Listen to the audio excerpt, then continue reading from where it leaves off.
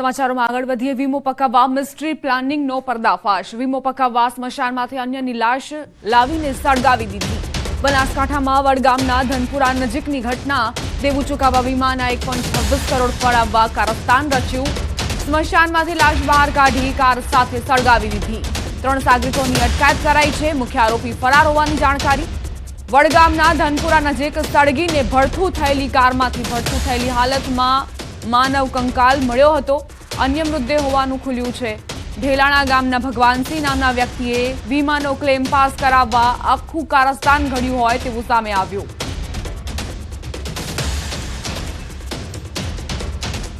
જે dead body જે છે તે એક રમેશભાઈ કરીને વ્યક્તિની છે કે જે વ્યક્તિ આજથી 4 મહિના અગાઉ ઓલરેડી મૃત્યુ પામેલા છે। દલપતસિંહ ઉર્ફે ભગવાનસિંહ પરમાર દ્વારા અને તેના 3 ઈસમો દ્વારા ખૂબ મોટા પ્રમાણમાં લોન લીધેલી હોય એ લોન ભરપાઈ ના થતાં આ લોકો દ્વારા દલપતસિંહ ઉપર 1 કરોડનો અકસ્માત મૃત્યુ વીમો લેવામાં આવે છે તથા સાથે સાથે LICની એક 26 લાખની પોલિસી લેવામાં આવે છે। અનેક ગુનાહિત કાવતરું રચવામાં આવે છે કે જેમાં સ્મશાનમાંથી એક ડેડ બોડીને લઈ આવી કારમાં ગોઠવવામાં આવે છે અને ત્યારબાદ રાત્રે એ કારને સળગાવી દેવામાં આવે છે અને ત્યારબાદ એવું પ્રસ્થાપિત કરવાનો પ્રયત્ન કરવામાં આવે છે કે અકસ્માતમાં તેમનું મૃત્યુ થયેલું છે। ખરેખર પોલીસે જે CCTV કેમેરા ચેક કર્યા છે તેમાં અન્ય ઈસમો એમને રાત્રિના સમય તથા વહેલી સવારે એમને બાઇક ઉપર છાપી વિસ્તારમાં મૂકવા જતા અને ત્યારબાદ એમને આગળ ક્યાંક લઈ જતા એવું સ્પષ્ટ દેખાઈ આવે છે। અન્ય 3 ઈસમોની પોલીસે ધરપકડ બી કરેલી છે અને તેમની ઉપર ગુનો બી નોંધેલો છે। સંવાદદાતા કિશોર જોડાઈ ગયા છે વધુ જાણકારી સાથે। કિશોર, જે આ વીમા ધારક છે તેણે વીમો પકાવવા માટે આ કારસ્તાન ઘડ્યું છે, શું વિગતો?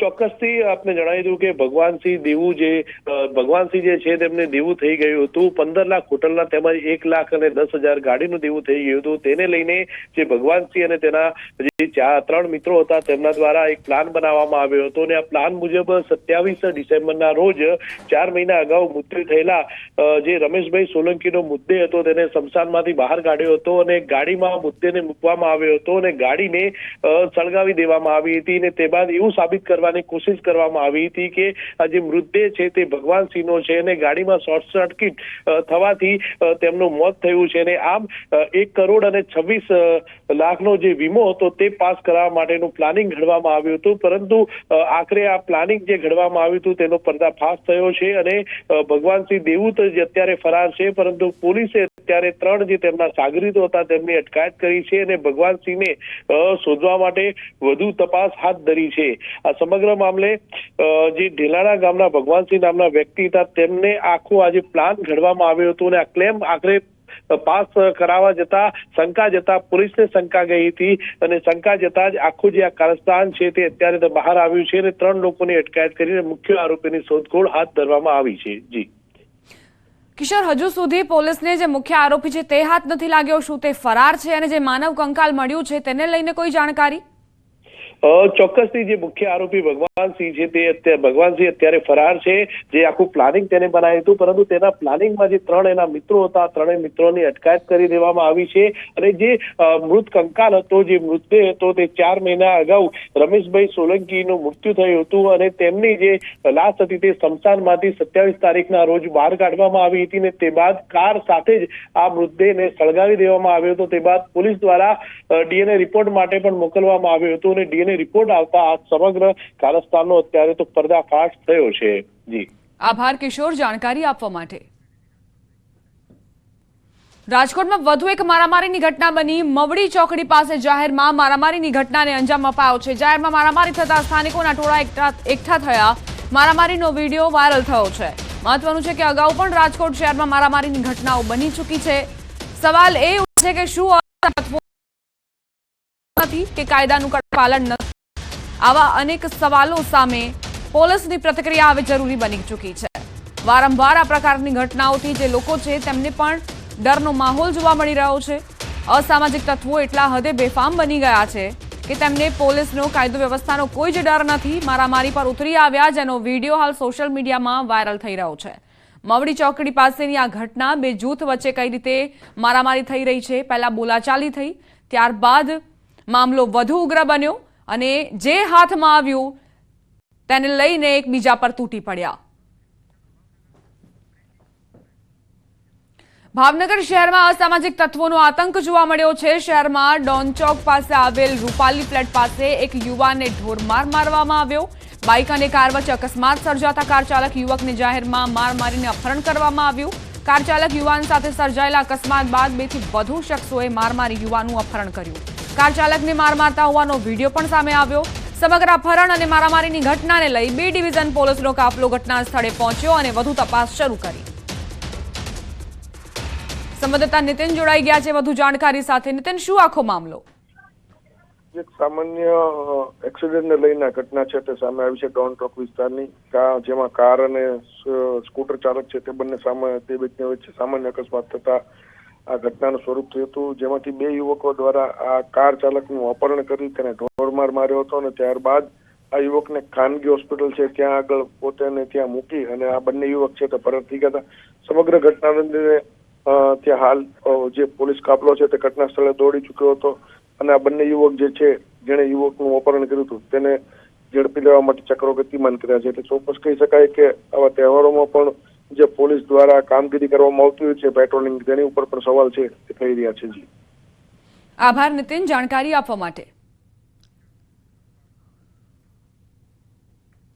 રાજકોટ અને ભાવનગર 2 અલગ અલગ તસવીરો આપની ટેલિવિઝન સ્ક્રીન પર છે। રાજકોટમાં કઈ રીતે 2 જૂથ સામસામે આવ્યા અને મારામારી કરી તેનો વિડીયો સોશિયલ મીડિયામાં વાયરલ થયો છે। સ્પષ્ટપણે જોઈ શકાય છે કે કાયદો વ્યવસ્થાનો કોઈ જ ડર નથી, એકબીજાને માર મારી રહ્યા છે રાજકોટમાં। બીજી તરફ ભાવનગરમાં બાઇક અને કાર વચ્ચે અકસ્માત બાદ મારામારીની ઘટના બની, કાર ચાલકને માર મારવામાં આવ્યો। આ લોકો જે કાયદો વ્યવસ્થાને પોતાના હાથમાં લેતા નજરે પડ્યા। આખરે કેમ?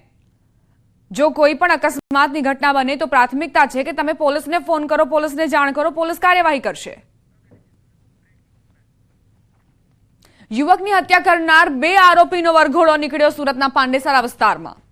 પાંડેસરા વિસ્તારમાં હત્યા કરવામાં આવી હતી। બંને આરોપીઓનું પોલીસે જાહેરમાં સરઘસ કાઢ્યું। બંને આરોપીઓએ જાહેરમાં માફી માંગી। અંગત અદાવતમાં યુવકની હત્યાને અંજામ આપવામાં આવ્યો હતો।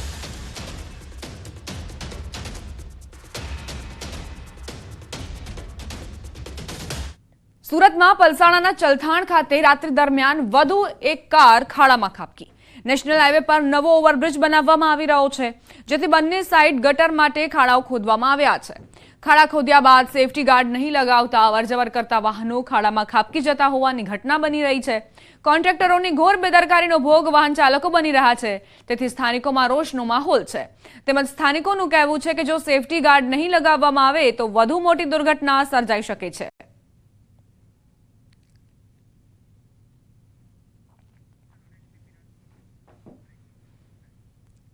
રાજકોટના આરોગ્ય કેન્દ્રમાં તાપણા મામલે કાર્યવાહી। 2 કરાર આધારિત કર્મી બરતરફ કરાયા। 2 કાયમી અધિકારીઓને કર્મચારીઓને કારણદર્શક નોટિસ અપાઈ।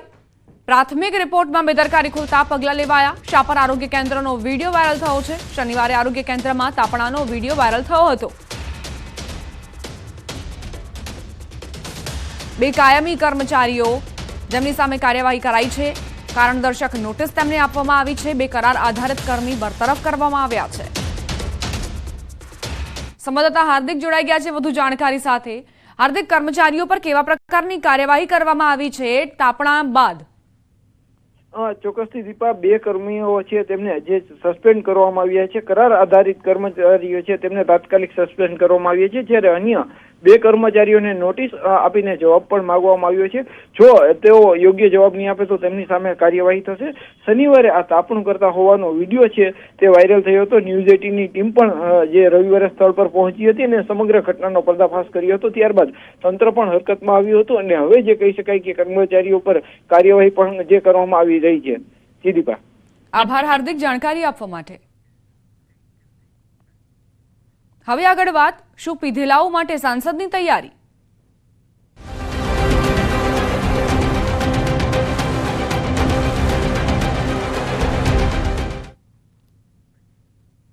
દમણ સરહદ પર ગુજરાત પોલીસનું ચેકિંગ। ગુજરાત પોલીસના ચેકિંગથી દમણ MP નારાજ। ઉજવણી માટે આવતા પ્રવાસીઓની મદદની તૈયારી દર્શાવી। દમણ સાંસદે પ્રવાસીઓની મદદની તૈયારી બતાવી। દમણમાં દારૂ પીધા બાદ રહેવાની વ્યવસ્થાની તૈયારી બતાવી। બોર્ડર પર ચેકિંગના નામે હેરાનગતિનો સાંસદે આરોપ મૂક્યો। ગુજરાત પોલીસ પર દમણ સાંસદનો ગંભીર આરોપ। દારૂ હેરાફેરી અને કામગીરી અંગે આક્ષેપ કર્યા। દમણ સાંસદના આક્ષેપથી રાજકીય ગરમાવો આવ્યો છે.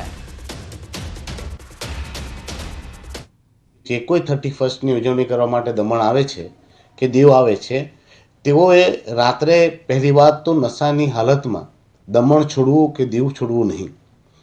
અને જો તમને કોઈ દમણમાં અહીંયાથી પાછું જવા માટે એટલું મજબૂર બનવું પડતું હોય કે અહીંયા કોઈ રહેવાની વ્યવસ્થા નથી, તો આપ સૌને વિનંતી કરું છું કે આપ મારા નંબર ઉપર કોન્ટેક્ટ કરી શકો છો અને તમને હું મારા સમાજનો જે કોળી પટેલ સમાજનો હોલ છે ત્યાં રહેવાની વ્યવસ્થા કરી આપીશ. ગુજરાત પોલીસ જાણ જોઈને દમણના ટુરિસ્ટોને ટાર્ગેટ કરે છે અને આ લોકોને રાત્રે પકડીને રાત્રે અમને પકડીને જેલોમાં બંધ કરી દેતી હોય છે. તો આ હેરાનગતિ ઘણા વર્ષોથી થઈ રહી છે, જેના લીધે અમારા ટુરિઝમને અને અમારા વેપારીઓને નુકસાન થઈ રહ્યું છે. હવે હું એ પણ કહેવા માંગુ છું કે ગુજરાતની પોલીસ અને વલસાડ પોલીસને કે ભાઈઓ, તમે જો ડ્રાઈવર પીધેલો હોય તો જ આવી કામગીરી કરો. રોકાઈશ એક નાનકડા વિરામ માટે. જોતા રહો ન્યૂઝ 18 ગુજરાતી.